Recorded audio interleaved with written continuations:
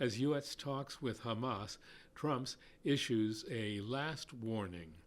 Trump used his social media platform to threaten Palestinians with more violence. "This is your last warning," he said. "For the leadership, now is the time to leave Gaza while you still have a chance." He wrote that addressing Hamas and calling for all hostages to be released. Also, to the people of Gaza, a beautiful future awaits, but not if you hold hostages.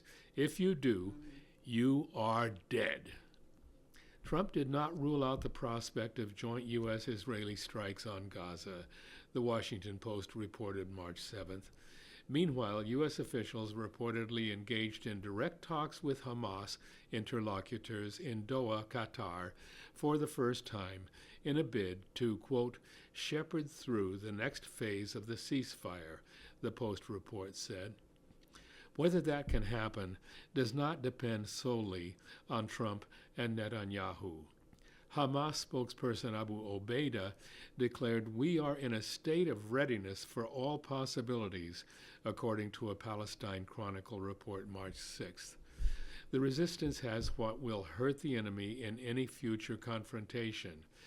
Abu Obaida directly addressed the families of Israeli prisoners, saying, "We have proof of life to this day for the remaining living prisoners. The enemy's threats of war will only bring disappointment to it and will not lead to the release of its prisoners." Despite the difficulty of preserving their lives in the midst of the war, the Hamas spokesperson said the world witnessed how the resistance was keen to treat the prisoners well in adherence to the ethics of our religion, end quote. The same principles did not apply for Israel. Hamas denounced Israeli violations of the ceasefire agreement, killing people, demolishing homes, bulldozing land, cutting food and fuel deliveries drastically, allowing only a trickle of mobile homes or tents, medical equipment, or machinery to clear the rubble, cutting off water and electricity, while subjecting released prisoners to beatings, humiliation, torture, and starvation until the moment of their release. The Yemeni leadership, also known as Ansar Allah or the Houthis, stepped in with a warning on March 7th.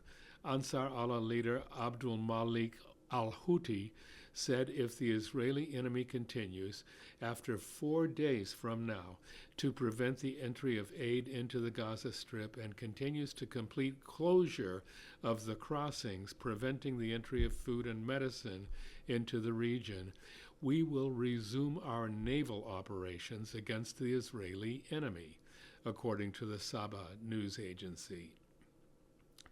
Hamas said international security and stability are now at risk in light of absolute U.S. support for the Zionist entity, which threatens to resume the genocidal war against our people, escalates its aggression in the West Bank, continues its aggression in Lebanon, and wages a brutal attack on Syria as well.